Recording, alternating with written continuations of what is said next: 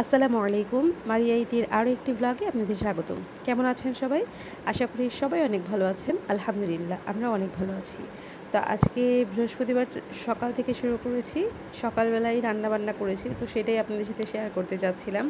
এখানে হচ্ছে নাফির বাবা একটা রুই মাছ এনেছিল ৩ কেজি পরিমাণের। তো তার মধ্যে ৮০০ গ্রাম পরিমাণ ডিমই হয়েছে। সেখান থেকে অর্ধেকটা ডিম আমি নিয়ে নিয়েছি।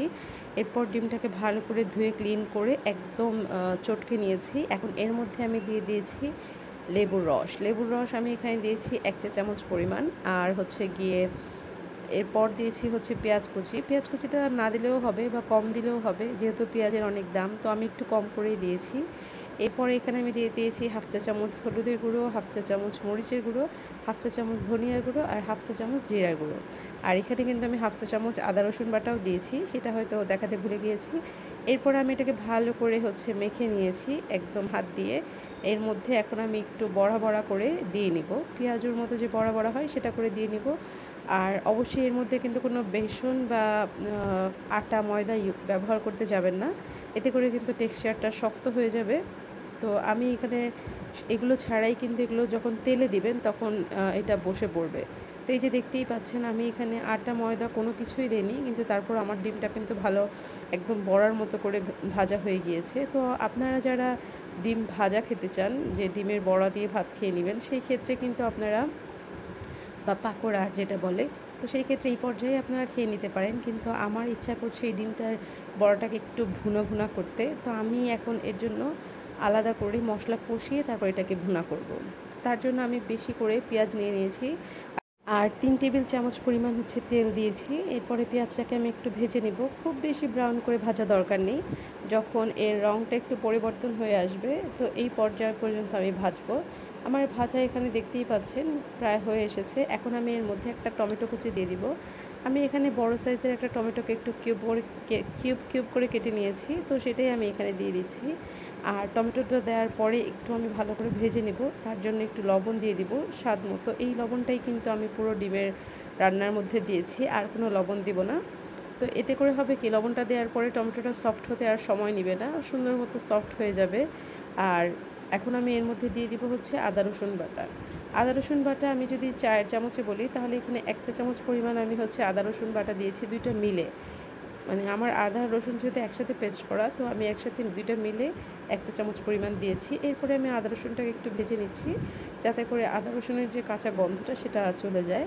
এরপর আমি এখানে সামান্য একটু পানি দিয়েছি, যেহেতু আমি গুঁড়া মশলা দিব, তো এই জন্যই পানিটা দেয়া, নাহলে কিন্তু মশলাগুলো পুড়ে যাবে। তো সেই জন্য আমি এখন এর মধ্যে দিয়ে দিচ্ছি 1 চা চামচ পরিমাণ মরিচের গুঁড়ো, 1 চা চামচ পরিমাণ হলুদের গুঁড়ো আর 1 চা চামচ পরিমাণ ধনিয়ার গুঁড়ো। সবগুলোকে দিয়ে আমি মশলাটাকে খুব ভালো করে কষিয়ে নিব, যতক্ষণ না তেল আর মশলা আলাদা হয়ে যায়। খুব ভালো করে আমি এটাকে কষিয়ে নিচ্ছি। তো এই যে দেখুন আমার এখানে কিন্তু ভালো করে কষানো হয়ে গিয়েছে। এখন আমি এখানে 1 কাপ পরিমাণ পানি দিয়ে দিব। আর এই পানিটা দিয়েই কিন্তু আমার ডিমটা রান্না হবে। যেহেতু ডিমটা ভাজা, তো খুব বেশি পানি দিতে যাবেন না, যাতে করে ডিমটা একটু সফট হয় পানির মধ্যে থাকলে। তো সেই পরিমাণ পানি দিয়ে আমি হচ্ছে যখন বলক আসা শুরু করেছে, সেই মুহূর্তে আমি হচ্ছে এখানে ডিমগুলো একটা একটা করে দিয়ে দিয়েছি। এরপরে আমি কাঁচামরিচ আর জিরার গুঁড়ো দিয়েছিলাম, সেটা আমি দেখাতে ভুলে গিয়েছি। তো এই তো এখন আমি হচ্ছে যখন মশলাটা একদম শুকিয়ে গিয়েছে, তখন আমি এখান থেকে উঠিয়ে নিয়েছি। এভাবে করে ডিম ভুনাটা করে দেখতে পারেন, আশা করি আপনাদেরও ভালো লাগবে। আমার তো বেশ ভালো লেগেছিল।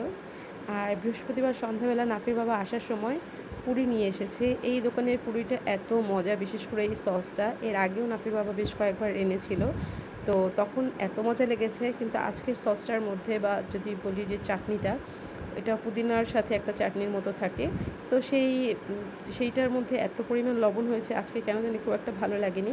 কিন্তু এটার পুরিটা দেখুন, এখন এই 5 টাকায় এমন পুরি আর কোথায় পাওয়া যায়, যে এত পরিমাণ ডাল দিয়ে তারপরে হচ্ছে পুরিটা বানানো।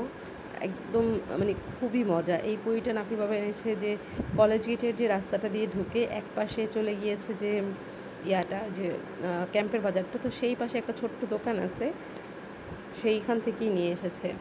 তো এখন বাজে রাত প্রায় 11টা। আমি হচ্ছে গিয়ে ইচ্ছা করছিল আজকে একটু কফি খাই। এত রাত্রে কিন্তু আমি ক্যাফিন টাইপের কোনো খাবার খাই না, চা কফি বা কোনো সফট ড্রিঙ্কস কিছুই খাওয়া, মানে এই সময় আমি খাই না রাতের বেলা। তো আজকে অনেক ইচ্ছা করছিল, তো টোরাবিকার একটা প্যাকেট ছিল, এই প্যাকেটটা যখন আমরা বাজার করতে গিয়েছিলাম আমি আর নাফির বাবা তখন নিয়ে এসেছি। তো এটা সবাই জানেন তোরাবিকা তো একটা ইন্দোনেশিয়ান ব্র্যান্ড। তো এইটাকেই আমি এখন দিয়ে নিব। আর এটা এটা একটু বেশি ক্রিমি টাইপের হয়, ক্রিমি লাটে যেটা বলে, তো সেইটাই। তো এই জন্য তো কিন্তু এক্সট্রা করে সুগার দেওয়া থাকে আলাদা একটা প্যাকেটে, তো আমি সুগারের প্যাকেটটা খুঁজে পাচ্ছি না।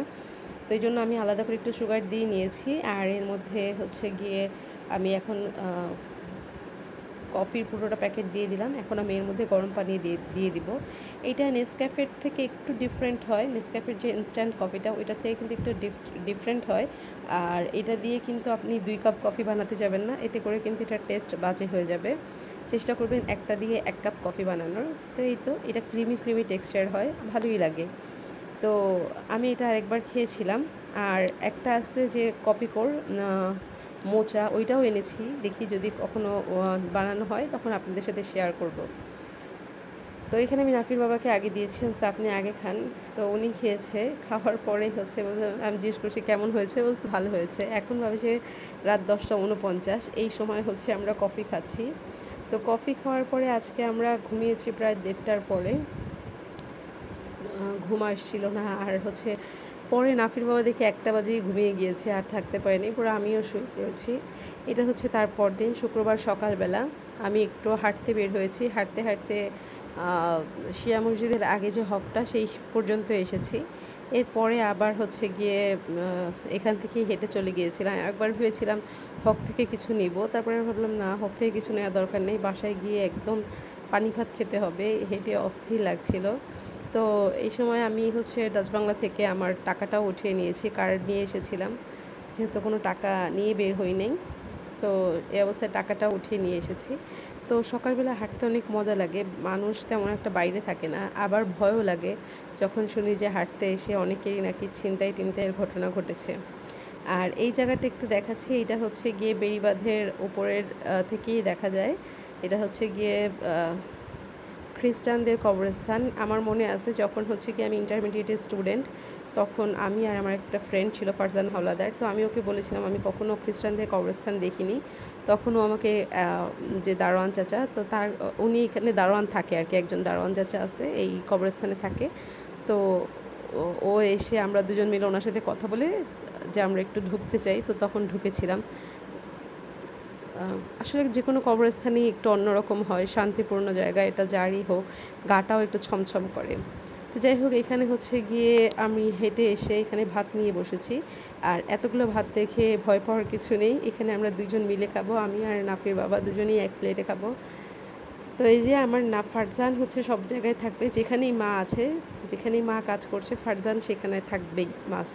দেখবেন যে কোনো জায়গায় কাজ করতে বা আসলে ফারজানের হাতটা আগে দেখবেন, মানে ওই আগে হাত দিবে মায়ের সাথে সাথে সারাক্ষণ। তো এখানে আমি আর ওর বাবা বসে আরাম করে ভাতটা খেয়ে নিয়েছি। এত শান্তি লাগে সকালবেলা পানি ভাত খেতে। কিন্তু আমাদের তো দেখা যায় ভাত খাওয়া কম হয়, আর যখন হয় তখন গরম ভাতই বেশি খাওয়া হয়। আর এই যে এখানে গরুর কলিজা ভুনা করেছিলাম ওই দিন দুপুরে, তো এইটার রেসিপিটা তো আমি আপনাদের সাথে আলাদা করে শেয়ার করেছি। তো এখন আর কোনো রেসিপি এটার মধ্যে শেয়ার করতে চাচ্ছি না।